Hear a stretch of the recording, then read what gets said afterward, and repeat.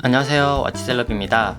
오늘은 독일 시계 다마스코의 DA37 모델을 보여드리려고 합니다.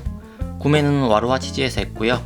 고민을 좀 했었는데 이 DA37 모델이 딱 하나 남았다는 이야기를 듣고 구매를 바로 하게 됐습니다. 이 모델에는 지금 ETA 2836 무브가 들어가 있는데요. 이 무브먼트가 들어간 제품은 이제 단종이 될 예정이고, 앞으로는 이 무브먼트를 바꿔서 DA37 모델이 다시 나온다고 합니다. 아마 가격이 좀 더 비싸지지 않을까 라는 생각이 드네요. 다마스코는 1994년 독일의 바이에른 주에서 군수산업으로 시작한 브랜드인데요. 전투기 엔진 터빈의 합금 제련과 가공을 하다가 지금은 이 시계 산업까지 뛰어든 그런 역사가 길지 않은 브랜드입니다. 유로파이터 조종사의 공식 파일럿워치로 이 다마스코 시계가 사용되고 있고요. 시계 제작과 관련하여 100개 이상의 특허를 가지고 있는 좀 작지만 정말 단단한 그런 시계 브랜드입니다. 과거 이 다마스코에서 다른 독일 시계 브랜드인 진에게 이런 시계 케이스를 납품했었죠. 근데 지금은 이 케이스는 다마스코만 사용을 하고 있습니다. 이 회사의 지향점은 오버홀이 필요 없고 늘 새 것 같은 반영구의 기계식 시계를 만드는 것이라고 하는데요. 그럼 제가 이 DA37 모델에 적용된 다마스코의 기술 3가지를 하나씩 좀 설명을 드릴게요. 사실 저도 처음에는 이제 읽었을 때 이해가 잘 안 됐거든요. 근데 지금에서야 이걸 보니까 이게 그거구나 라는 게 좀 보이더라고요. 첫 번째는 이제 케이스 기술입니다. 다마스코 하면 이 아이스 하든 케이스가 바로 떠오를 만큼 이미 좀 유명하죠. 이 스틸 강화 기술. 일반적인 시계는 이제 316L 스테인리스 스틸을 사용하는데, 보시면 여기 이게 일반적인 스틸입니다. 이게 피커스 경도, 그러니까 긁힘에 강한 경도가 200 정도입니다. 근데 이 다마스코는 냉연 니켈 프리 합금을 사용해서 740 정도의 피커스 경도를 만들어내는데, 이 316L 스틸에 비해서 3배 이상 강한 경도를 갖고 있습니다. 특이한 건 이게 이 케이스 표면 강화나 아니면 코팅이 아니라 이 케이스 통짜로 이 자체적으로 강화가 된다는 점인데요. 아이스 하든이라 불리는 이 스틸은 주로 수술 도구 아니면 우주항공 산업에서 사용되고 있는데, 이 다마스코의 아이스 하든 케이스는 재고 수급부터 최종 작업까지 모두 다마스코 본사에서 한다고 합니다. 이 아이스 하든 케이스는 크게 4가지 순서로 제작이 되는데요. 형태 가공, 정밀 가공, 아이스 하든 합금열 처리, 그리고 샌드 블라스팅 순서로 공정이 이루어지고 총 9단계의 가공 절차를 걸쳐 완성이 됩니다. 근데 이 아이스 하든 스틸이 무적은 아니에요. 이게 경도는 강하지만 강도랑은 또 다른 개념입니다. 쉽게 설명해서 경도는 긁힘에 대한 저항력이고요. 강도는 깨지는 것에 대한 저항력입니다. 예를 들어서 유리도 이제 경도가 강해서 스크래치가 잘 안 나죠. 하지만 강도는 약하기 때문에 잘 깨집니다. 그러니 실제 일상생활에서 생길 수 있는 이런 살짝 부딪히는 거, 이런 건 키스가 안 날 수 있지만 세게 부딪히면 이제 깨지거나 이렇게 파일 수 있습니다. 그래서 사용하실 때 이 점을 좀 조심해서 사용을 해야 됩니다. 두 번째는 이제 여기 보이는 크라운 기술인데요. 이 크라운 부분은 사실 시계에서 가장 취약한 부분입니다. 사용자가 시계에서 유일하게 이렇게 조작하는 부분이기도 하고, 또 톱니와 연결된 부분이 얇고 길기 때문에 약하죠.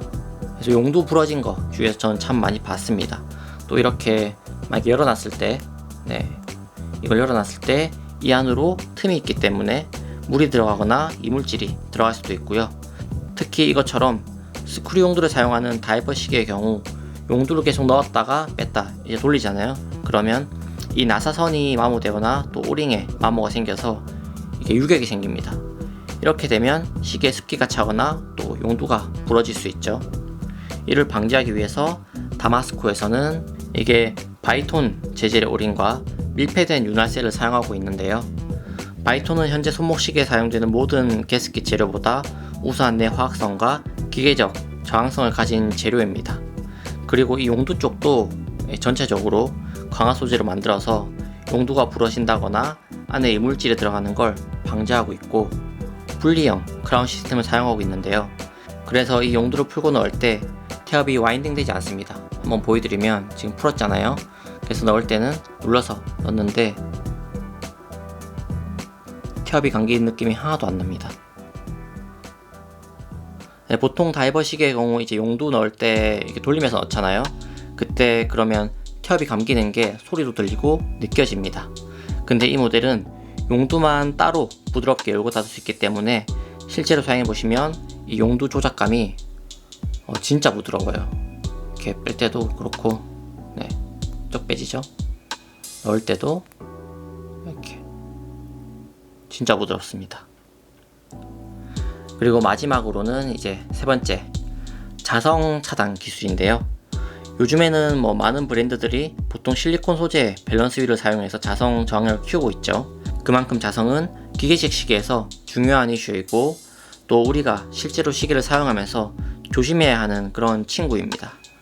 근데 신기하게 다마스코는 이 무브먼트 자체를 자성을 차단하는 케이스에 넣어서 자성 저항력을 키웠습니다. 쉽게 말해서 지금 여기 케이스가 있잖아요. 근데 이 케이스 안에 무브먼트를 감싸고 있는 자성을 차단하는 케이스가 하나 더 있다고 생각하시면 됩니다. 재밌는 건 무브먼트 전체, 그러니까 보통 양옆이랑 아래랑 이렇게 3면만 하는데 이 다마스코에서는 4면을 모두 덮어서 자성을 차단하고 있습니다. 이 다마스코가 아까 말씀드렸듯이 유로파이터 전투기 공식 군수 업체인 만큼 이 자성 차단에 대해서 얼마나 고민을 많이 했는지 알 수 있는 부분이었고, 저도 이렇게 케이스를 하나 더 사용한 건 좀 재밌기도 하고 신기하더라고요. 그래서 이게 무브먼트가 ETA2836인데도 불구하고 두께가 이제 좀 있어요. 보시면 그쵸? 이게 케이스가 안쪽에 하나 더 있어서 그렇다고 생각이 되더라고요. 약간 두꺼워요. 이게 이 자성 차단 케이스는 최대 8만A의 강도로 자기장을 차단하는데요. 일상에서 우리가 접하는 웬만한 전자기기의 자성에는 영향을 받지 않는다, 그렇게 생각하시면 될 것 같습니다. 자성 차단이 좀 진짜 중요해요. 특히 저는 사무직인데 제가 일을 할 때 키보드 옆이나 모니터 옆 이렇게 시계를 좀 풀고 일을 하거든요. 그때 만약에 이런 자성 차단이 안 되는 시계가 있으면 항상 좀 신경이 쓰이더라고요. 근데 이 다마스코도 그렇고 제가 또 예물로 사용하고 있는 오메가 아쿠아테라 8800 코엑셜 무브도 진짜 사용할 때 정말 편하게 잘 사용하고 있습니다. 그럼 기술적인 이야기는 이쯤 하고요. 제 개인적인 생각을 말하자면 일단 이 모델의 장점이다 단점은 바로 이 심플한 디자인입니다. 보시다시피 심플해서 호불호가 갈리고요. 다이얼은 좀 깔끔한데 보시면 인덱스가 좀 큽니다. 숫자들이 크죠. 그렇기 때문에 소위 문방구 시계 같다는 이야기를 듣기도 하고, 사실 이런 디자인은 시인성을 극대화하기 위한 그런 디자인인데 이게 바로 바우하우스 정신이죠. 여기 이제 스토바도 약간 독일식의 바우하우스 느낌인데 둘이 비슷하게 생겼죠. 그러니까 디자인은 기능에 따른다 라는 실용주의 사상에 입각해서 디자인이 되었다고 볼 수 있습니다. 바우하우스 정신이 약간 그런 거죠. 어쨌든 실용적이고 디자인은 이 실용성을 따라야 된다. 심플하게 깔끔하게 그리고 진짜 사용하기 쉽게, 이런 정신이라고 보시면 됩니다. 그래서 다이얼 안에도 보시면 이렇게 안쪽에 십자가로 구역을 나눴습니다. 핸즈들도 전부 길쭉길쭉하죠. 크고. 저는 요즘에 이렇게 MN 스트랩 줄질에서 반팔티 입고 착용하고 있는데 진짜 캐주얼 룩에 정말 잘 어울리더라고요. 그럼 시계 스펙을 한번 봐볼까요? 사이즈는 40mm고요. 얼핏 봤을 때 약간 42mm 같죠? 근데 40mm고 두께는 12.3mm입니다. 약간 두께가 있어요. 밴드 너비는 20mm이고 러그 투러그는 약 48mm 정도 됩니다. 글라스는 이렇게 보이다시피 양면 무반사 코팅된 사파이어 글라스를 쓰고 있습니다. 무반사 코팅이 잘 되어 있고 방수는 식기압인데 아까 보여드렸듯이 스크류 용도를 사용하고 있고요. 그 다음에 데이데이트 보이죠? 요일이랑 날짜 데이데이트 기능이 있고, 무브먼트는 ETA2836 무브로 38시간 파워 리저브에 1초에 8진동을 하는 그런 무브입니다. 다마스코에서 이제 조립을 다 하고 출시되기 전에 모두 다 자세차 부정을 한다고 하는데, 그래서 그런지 제 거도 오차가 하루에 보통 3초 정도 빨라지더라고요. 그리고 이 시계 야광샷이 진짜 예쁩니다. 제가 한번 보여드려 볼게요. 네, 보시면 이 다이얼판 전체가 야광인데요. 슈퍼 루미노바 C1 등급을 사용하고 있고 진짜 제가 이걸 보고 이 DA37 모델을 골랐어요.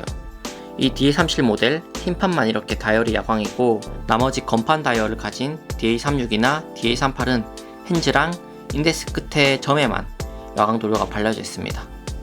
그리고 밴드를 보시면 이렇게 가죽 밴드거든요. 네, 가죽 밴드인데 뭐 딱 보면 진짜 파일로더치 느낌이 좀 나죠. 네, 뒤에도 이렇게 되어 있고 다마스코 적혀 있습니다. 그리고 저는 여기 스티치가 진짜 귀엽더라고요. X로 해가지고. 네, 이것도 포인트고 버클도 아이스하든 처리가 되어 있습니다. 그리고 밑에 이렇게 키퍼 해놨죠. 혹시나 손목에 찼을 때 차가울까봐. 네, 이런 세심한 배려도 있고요. 뭐 이 밴드는 제가 착용해봤을 때 사실 그리 좋지도 나쁘지도 않은 그냥 괜찮은 정도의 가죽 밴드다 라는 생각이 들더라고요. 마지막으로 이 모델의 단점에 대해서 한번 얘기해 볼게요. 일단 아이스하든 케이스인데 이게 찍히거나 아니면 파이거나 뭐 혹시 기스가 나거나 한다고 해도 이게 복구가 안 됩니다. 왜냐하면 통짜 자체로 이걸 강화했기 때문에 코팅을 다시 할 수도 없고 뭐 복구할 수 없이 그냥 그대로 써야 된다는 거 첫 번째 단점이고, 두 번째 단점은 이게 전용 브레이슬릿이 있는데 가격이 진짜 너무 비쌉니다. 이 시계 가격에 약 50% 정도의 가격이에요. 그러니까 이게 160만원이면 브레이슬릿이 80만원입니다. 저도 사고 싶었는데 진짜 너무 비싸서 엄두가 안 나더라고요, 브레이슬릿은. 그럼 마지막으로 착용샷을 한번 보여드릴게요. 제 손목은 둘레 17cm이고요. 네, 여기 목이 물려가지고 흉도 생겼네요. 한번 착용해볼게요. 손목 둘레 17cm인데 제가 착용했을 때 이런 느낌입니다. 이게 러그트로가 48mm여가지고 진짜 제 손목에 진짜 겨우 딱 맞는 그런 사이즈인 것 같아요. 그리고 이게 흰판이라서 건판보다는 좀 더 커 보입니다. 네, 이렇게 돼 있고 아까 말씀드렸듯이 여기 춥지 말라고 이제 달아놓은 키퍼 밑에 깔려 있죠. 네, 흰색 스티치 되어 있고 버클에도 이렇게 다마스코 로고가 있습니다. 그리고 여기 러그 홀이 있어요, 양쪽 다. 그래서 줄질할 때 진짜 편하더라고요. 또 재밌는 게 이 줄질 해보시면 알겠지만 이게 이제 커브 엔드입니다. 커브 엔드. 그러니까 일자가 아니라 빼보면 반해뽕이 이렇게 U자형이에요. 네, 여기 이렇게. 그리고 제가 줄질하면서 느꼈는데 이 다마스코 DA37 모델이 이 러그 길이가 조금 짧아서 일반 가죽 밴드를 줄질하시면 이게 밴드를 이렇게 들었을 때 이 윗부분이 이 시계 본체에 닿입니다. 그래서 좀 마찰이 많이 일어나더라고요. 그래서 저도 어쩔 수 없이 MN으로 사용하고 있는데 근데 MN이 워낙 잘 어울려가지고 요즘 좀 날씨도 더운데 잘 사용하고 있습니다. 네, 오늘 리뷰는 여기까지고요. 다음번 리뷰에서 구독자분의 시계 리뷰로 찾아뵙도록 하겠습니다. 감사합니다.